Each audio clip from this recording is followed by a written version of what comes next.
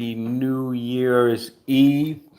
I'm coming live as I promised. I said earlier today that I would be coming live with some player props. So I got two in-game player props. The one I gave earlier today, um, Karras was very covered, but you had Zach LaVine had an off day. DeMar DeRozan did cover his. I was, I could have went either way with Levine or DeRozan, but Levine was actually, averaging a bit more over the most recent games. So that's why I leaned to him. But we're going to go and look at the San Antonio Spurs at the Memphis Grizzlies and two players in that particular game, right? So the Spurs, um, they're in the top three of games going over. So they play a pretty fast pace, which makes sense. They don't have any marquee players, no all-star players on their roster this year. So, they're more so going to be trying to get as many fast break points that they can get a lot of transition, shoot the three when it's open. And I think that's going to be favorable for these two players, right? So Ja Morant over 26 and a half points and Desmond Bain over 19 and a half points, right? You got a Ja Morant who, he's been on a tear, since he's came back from injury.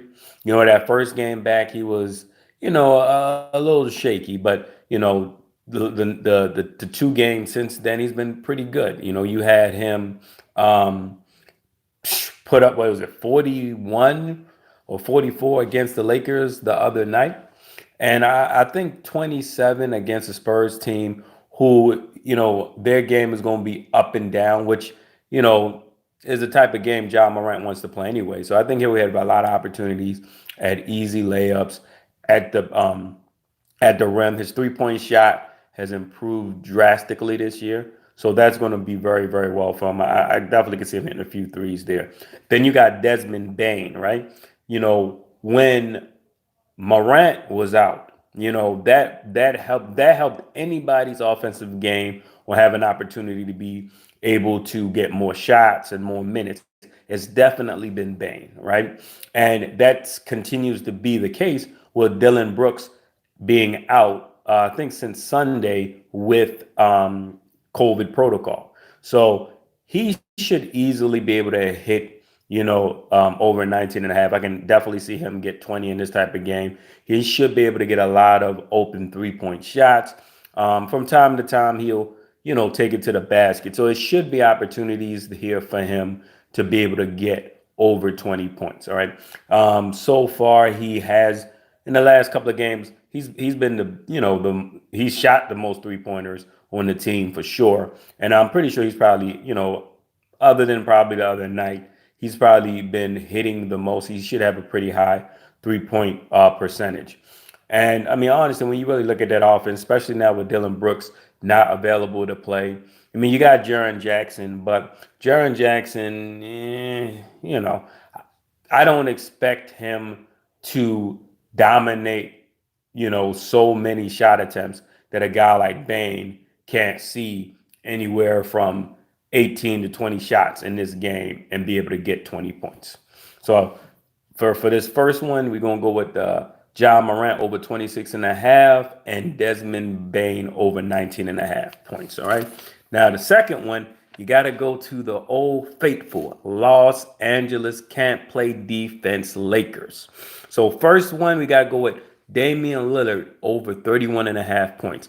The last couple of games, Damian Lillard, he's been definitely, more efficient or yeah, you can say efficient, but he's definitely been scoring the ball a lot better than he has, the first October, and since October or November. So December has definitely been better for him. And the Lakers, man, it seemed like guards that play the Lakers, they just have won some of their best games of the season so far.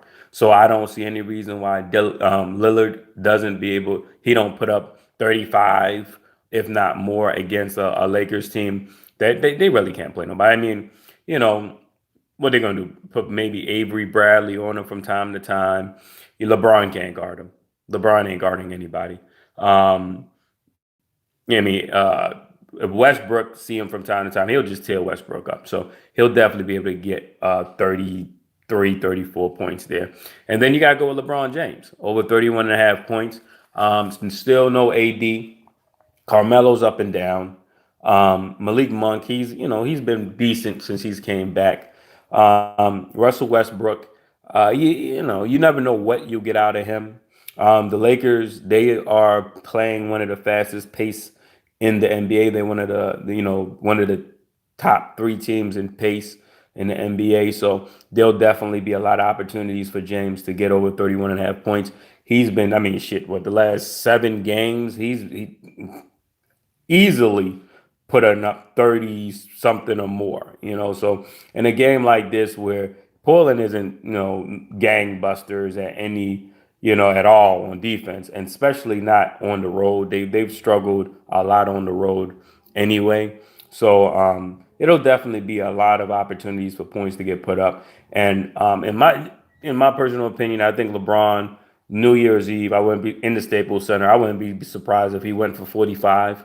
And if you just look at the way he's been playing these last 10 games since, even before AD came out, since he's basically came back, to me, it just seems like, he's chasing the NBA all-time scoring title. I think he knows that, even if they make the playoffs, they're not going deep into the NBA playoffs. So I think that, as long as he stay healthy for the rest of the season, I think we can see him more focused on scoring than anything else. All right. So that does it for me. Happy New Year's and good luck. The Lakers game is start 10:30 Eastern, and the Spurs and the Grizzlies, they should be starting at 8 o'clock Eastern. That's about 45 minutes or so. All right. I will see y'all tomorrow.